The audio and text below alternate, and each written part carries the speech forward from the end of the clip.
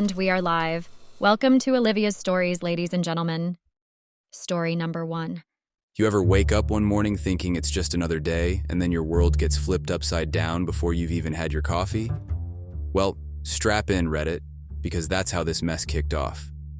I'm Brandon. No, not the happily married Brandon with the white picket fence and the wife who adores him. That guy got tossed out the window the second I overheard Helen, my wife of 8 years, giggling on the phone with her friend Angela. Now, Angela's this high-powered marketing exec, always dressed to kill, and with a laugh that could curdle milk. She's the type that considers marriage a game and fidelity a suggestion. I never liked her, but Helen? She practically worshipped the ground Angela strutted on. So, there I was, passing by Helen's home office door on my way to the kitchen, and I catch this snippet of their conversation. Brandon doesn't have to know, it's just a bit of fun. You deserve more than his tired, old-fashioned view of marriage. It hit me like a punch to the gut. My Helen, the one who'd stand by me through thick and thin, getting an earful of this garbagey and agreeing with it. I knew I should have given Helen the choice, Angela or me, earlier, but I messed up and here I am now. I felt this cold rage settle in as I stood there, my hand clenched around the doorknob. This wasn't just a casual chat, this was my wife, being egged on by her so-called friend to cheat. To toss everything we had built together in the trash. And the worst part? She was laughing. That sound, it was like she'd completely forgotten who she was. Or maybe I never knew her at all. That's the raw, unfiltered start of my story, folks. No sweet walks down memory lane here. Just the bitter truth of a man who got a wake-up call he never asked for. I scoured through our bank statements, credit cards, phone bills, you name it. I was looking for anything, a clue that Helen was taking these suggestions from Angela to heart. But here's the kicker, folks. There was nothing. Nada. Zilch. Our bank statements were as mundane as they come. Groceries, a charge for a new blender because I broke ours trying to make margaritas, the usual. Phone bills? The most scandalous thing was the overage charge from Helen's mom calling to talk her ear off. I even started checking the mileage on her car. Yeah, I got that desperate. But every time it added up perfectly to her work and back, maybe a little detour to the grocery store or the gym. It was infuriating. It was like I was trying to catch smoke with my bare hands. Hey everyone. Unfortunately, basically everyone who is watching these videos isn't subscribed. It would mean the world to me to quickly get out of the full screen video for 3 seconds and press that subscribe button. It's free, and you can unsubscribe anytime. Sorry for bothering, and thank you so much if you subscribed. Then there was Angela, who was as slippery as an eel. I dropped by Helen's boutique unannounced, hoping to catch them in some illicit planning session, but it was always business as usual. Smiles, chatter about sales targets, and not even a hint of the deception I'd overheard. It made me doubt my own ears. Had I really heard what I thought I did? I felt like I was living in some parallel universe where everything looked exactly the same but was completely different. Here I was, a man who could turn a piece of wood into art, feeling completely powerless against the intangible. Helen was the perfect wife by all accounts, and Angela, the master manipulator, seemed like the supportive best friend. But you know that feeling in your gut? That gnawing, twisting certainty that something's off? It wouldn't let up. It kept me awake at night, staring at the ceiling while Helen slept peacefully beside me. I'd lay there, listening to the rhythm of her breath, wondering if she was dreaming of a life without me. A life Angela had convinced her she deserved. I couldn't shake it. So I kept watching, waiting, because that's what you do when you love someone, right? You hope you're wrong about them even when everything inside of you is screaming that you're not. Hey Reddit, it's Brandon again. When I last left off, I was hanging by a thread, remember? Well, that thread's been fraying like crazy. Every day the same routine. Wake up, watch Helen for any signs, any slip-up, any hint that could prove she wasn't the woman I thought she was. It was eating me alive. I started to lose it, honestly. My workshop, which used to be my sanctuary, started to feel like a prison. I'd stare at a block of wood for hours, chisel in hand, and the patterns I'd usually coax out of the grain just wouldn't come. My clients started asking questions. Is everything all right, Brandon? They'd say. This doesn't look like your best work. And they were right. It wasn't. My buddies would call, ready for a round of beers and some pool, and I'd just ignore the calls. I couldn't face them, couldn't pretend everything was fine while my marriage was dangling over the edge of a cliff. I was the guy who had it all together, but now?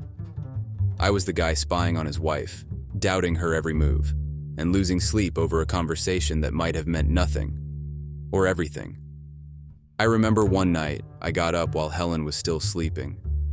I just sat there in the dark, watching the rise and fall of her chest, listening to her breathing. She looked so peaceful, so innocent. I wanted to wake her up, to demand the truth, to end this torment. But I couldn't. I didn't have proof, just this gnawing suspicion that kept whispering in my ear, "She's lying to you." My world narrowed down to this singular focus: find the truth. It wasn't just about whether she was cheating anymore. It was about whether I could trust my own judgment. If I was wrong about her, what else was I wrong about? Myself, my friends, my whole damn life? The isolation was the worst part. It's like I built this wall around myself, brick by brick, with every doubt and every unanswered question. I stopped going to family barbecues, dodged my mom's Sunday dinners, and became a ghost to my own siblings. I was so deep in my own head, I couldn't find the way out. All right, Reddit, it's Brandon again. My story hit a really tough spot. I decided it was time to ask Helen what was going on. I couldn't keep wondering and feeling bad all the time. I came in from working on some furniture in the garage, and there was Helen sitting on the sofa with her phone. I took a deep breath and told her we needed to talk. I was really calm, even though inside I felt like a storm was raging. We sat down and I told her straight up about the phone call I overheard with Angela, about how I couldn't sleep, and about all the times I tried to find out if she was seeing someone else behind my back. I asked her, "Is there someone else, Helen?" She said no, she wasn't seeing anyone else. She cried and said that Angela was just making a bad joke and that I got it all wrong. She wanted me to believe her, she reached out to me, but I just couldn't. I couldn't hold her hand or make her feel better. I really wanted to believe her, guys. She's my wife, Helen, who I've loved for so long. But I just couldn't get Angela's words out of my head. We went to bed that night but didn't talk. We didn't kiss goodnight or say, "I love you," like we usually do. She was crying quietly, and I just lay there, looking up at the ceiling, wondering if I even wanted to know the truth, or if it was better not to know. Out of the blue, I got help from someone I never expected to get involved. I was in my shop, focusing on a piece of wood that was supposed to become someone's rocking chair, trying to find some peace in the familiar shavings and sawdust. That's when Jeff walked in. Now, Jeff is someone I'd call an acquaintance, good for small talk, knows a lot about a lot, and always has a way of popping in when you least expect it. He had this serious look on his face, which wasn't like him at all. He asked if we could step into the back room for a chat, away from the prying eyes of the storefront. So there we were, surrounded by the skeletons of half-finished furniture, and he starts telling me this story. Turns out, Jeff's sister works at the hotel where Angela and Helen have been holding these so-called business meetings. And she's seen Helen there too, but she was never alone. Always with this one guy, always cozy, like they were more than just friends. Jeff said his sister kept it to herself because she didn't want to cause any trouble without being sure of what was happening. I felt like I was in a bad dream. All this time I had this feeling, but no proof. And here was Jeff, handing me the last piece I needed. My head was spinning, but there was also this sense of relief. Finally, I had something solid. Jeff must have seen the emotions on my face because he put a hand on my shoulder and said he was sorry to be the bearer of bad news but thought I had the right to know. He said he'd be there if I needed anything, which was the last thing I expected to hear from him. So, there I was with this information that felt like a heavy brick in my hands. It was the key to everything that had been hidden from me, and now I had a decision to make about what to do next. Okay, Reddit, it's Brandon. After finding out the truth, I had to decide what to do. I didn't want to just lash out, I wanted to be smart about it, to do something that really mattered. First things first, I got my evidence together and talked to a lawyer. I wanted to know where I stood legally. The lawyer said the evidence was good. If it came down to it, I could take Helen to court. But this wasn't just about legal stuff. I wanted Helen and Angela to understand the consequences of their actions. For Angela, I knew I had to be subtle. She worked at this fancy marketing firm and they have a reputation to uphold. So, I sent a carefully worded letter to her boss, suggesting they look into Angela's behavior outside of work. I kept it anonymous and stuck to the facts. Next, I focused on Helen. I waited until she was out, then I took my most important things and left the house. I didn't make a scene. I just left and went to stay with my brother. I needed some space to clear my head. I turned off my phone and stayed off social media. I just needed a break from everything. Helen tried to reach out, of course. She called, she texted, but I wasn't ready to talk to her. Not after all this. That was how I handled it. Quietly, but in a way that let them both know I was serious. It's not over yet, though. There's still more to come in this whole mess. Stay with me. So, I laid out my cards, did what I had to do, and stepped back to watch the fallout. It's been a wild ride, and here's how it all went down after the dust started to settle. I heard through the grapevine what happened with Angela. That letter I sent, it did the trick. Her bosses took a closer look at her, and let's just say they didn't like what they saw. Last I heard, she was put on leave and had to scramble to keep her job. I guess her co-workers started seeing a different side of her, the one I'd been warning them about. Then there's Helen. After I left that evidence on the kitchen table and moved out, things for her got real. She came home to an empty house and a whole lot of truth staring back at her. She tried calling me, leaving voicemails, sending texts, apologies, excuses, promises to change. But I couldn't just forget everything and go back. Too much had happened. I needed time to think, to be away from all the drama. I found out that Helen's boutique started to suffer without her focus. She lost a couple of big clients, and without Angela to push her into the spotlight, things just weren't the same. It was tough on her, that much was clear, but it was the bed she made. Now, let's talk about me for a second. I did a lot of thinking, a lot of solo drives, a lot of staring at the ocean. I wondered if I went too far, if maybe I should have handled things differently. But then I remembered that feeling, that cold pit in my stomach when I first suspected something was wrong. And I knew I couldn't have just let it slide. I don't take joy in what happened to Angela or Helen. It's not about that. It's about actions and consequences. I had to face mine, and they had to face theirs. I just wish it hadn't come to all this. So, here I am, working in my shop again, finding peace in the grains of wood, in the smell of sawdust. I'm picking up the pieces, but it's a slow process. Every day's a little better, a little clearer. I'm starting to feel like myself again, but there's still a ways to go. That's the aftermath, Reddit. It's messy, it's sad, but it's real. This whole saga, it's taught me a lot about trust, about forgiveness, and about moving on. Thanks everyone for listening. It would mean the world to me if you would subscribe to the channel. Thanks and have a great rest of your day or night. Story number 2. Hey folks, Jeffrey here. I'm your typical Floridian guy with a passion for gardening. As a gardener, I've got calluses on my hands, and the Florida sun's baked my skin to a tough tan. I'm the kind of guy who's always believed in straight talk and hard work.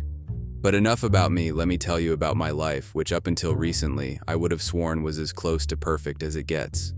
I live in a cozy corner of Sarasota with my wife Sharon, who teaches biology at the local high school, and our 2 amazing kids. It's funny how life throws you curveballs. You think you've got the measure of things, then bam, the game changes.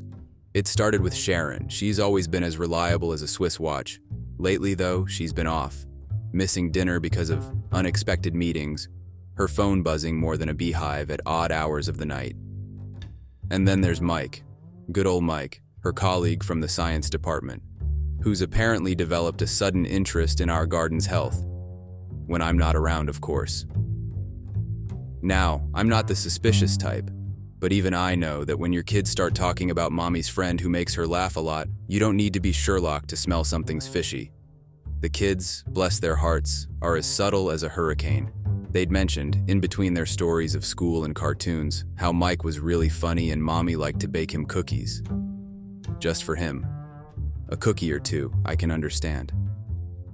But when your son asks why Mike visits so often when daddy's at work, well, that gets the old noggin firing up, doesn't it? Stay tuned, my friends. I got a feeling this rabbit hole goes deeper, and I'm just about to peek in. Hey everyone. Unfortunately, basically everyone who is watching these videos isn't subscribed. It would mean the world to me to quickly get out of the full screen video for 3 seconds and press that subscribe button. It's free, and you can unsubscribe anytime. Sorry for bothering, and thank you so much if you subscribed. Alright guys, it's Jeffrey again. Buckle up because things just got real weird, real fast. Picture this, I'm there on the living room floor, Xbox controllers in hand, diving into a gaming session with the kiddos. It's our thing, you know, just a dad and his kids, bonding over pixelated adventures. We're laughing, trash-talking, just having a good old time.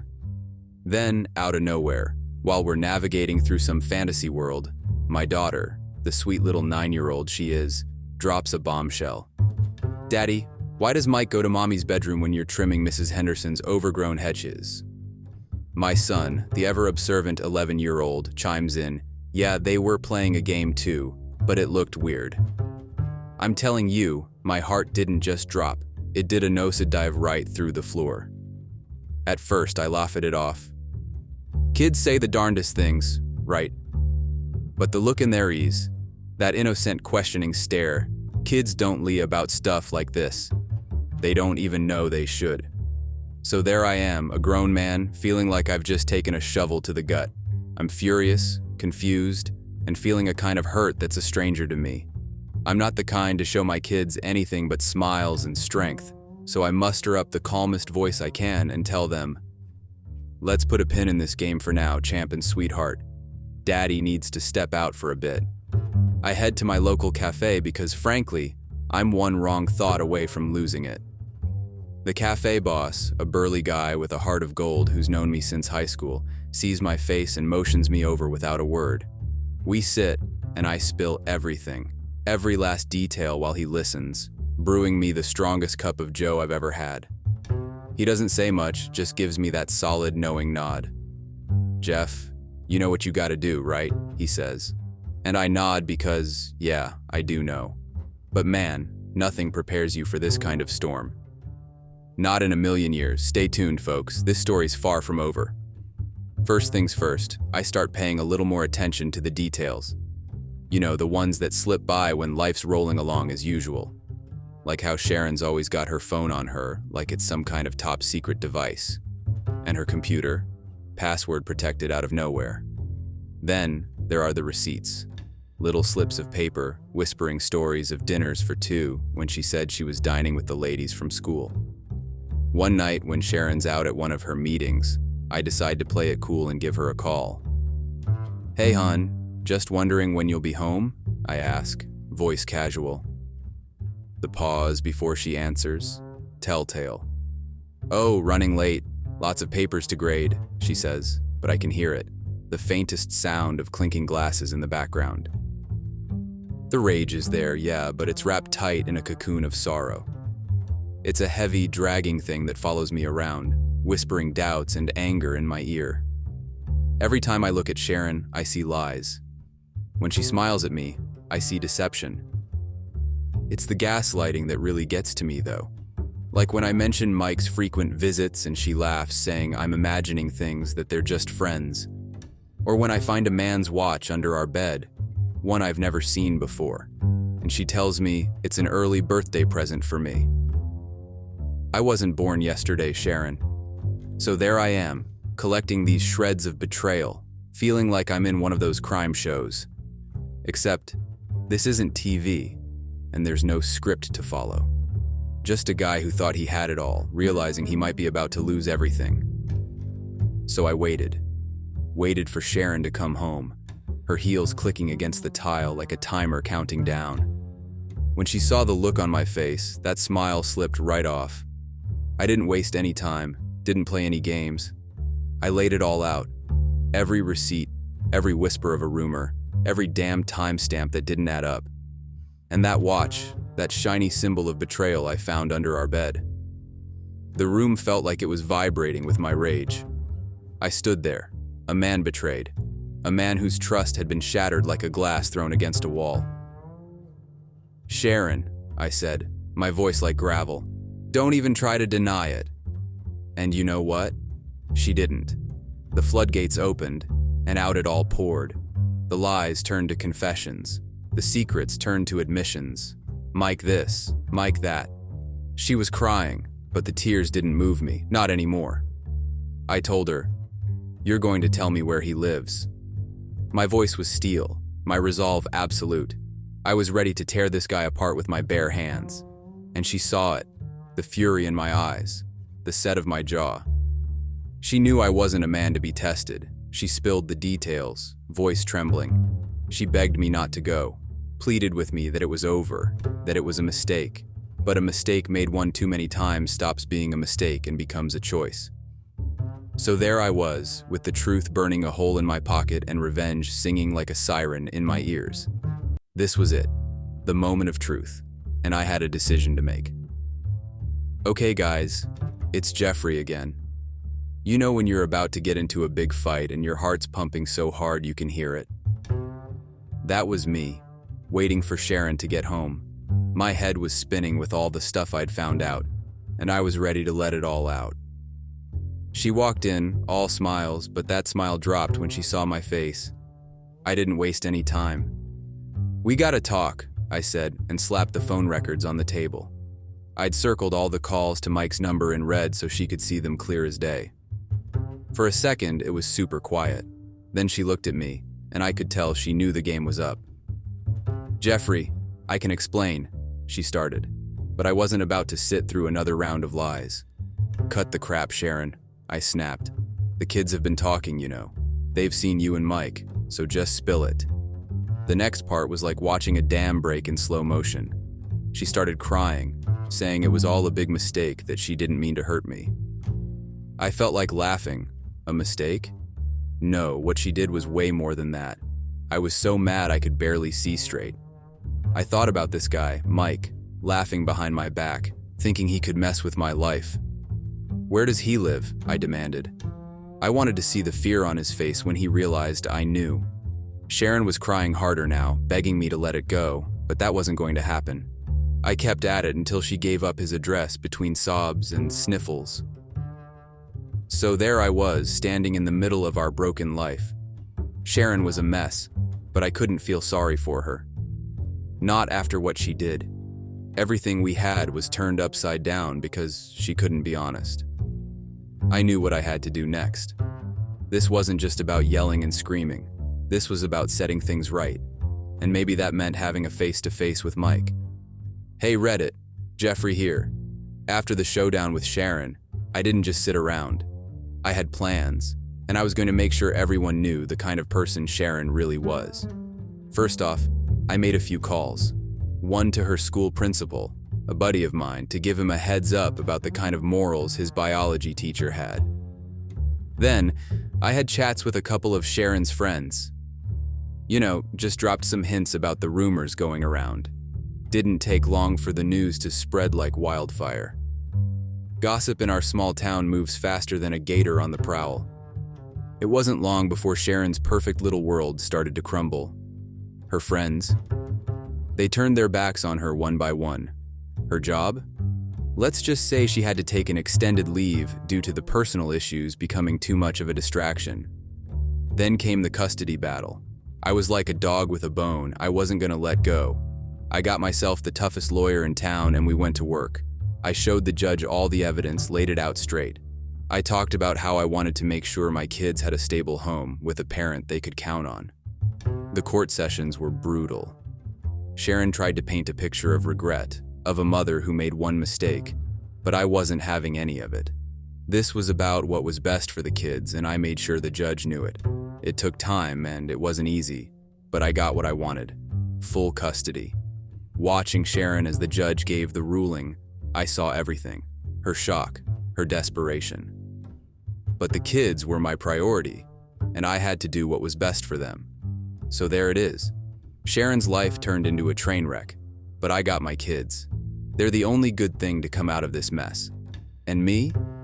I'm just trying to move on, to build a life where we can forget about all the hurt and lies. The fallout was tough, but we're getting through it one day at a time. Sharon, well, she got what she deserved, as harsh as that sounds. You play with fire, You're gonna get burned.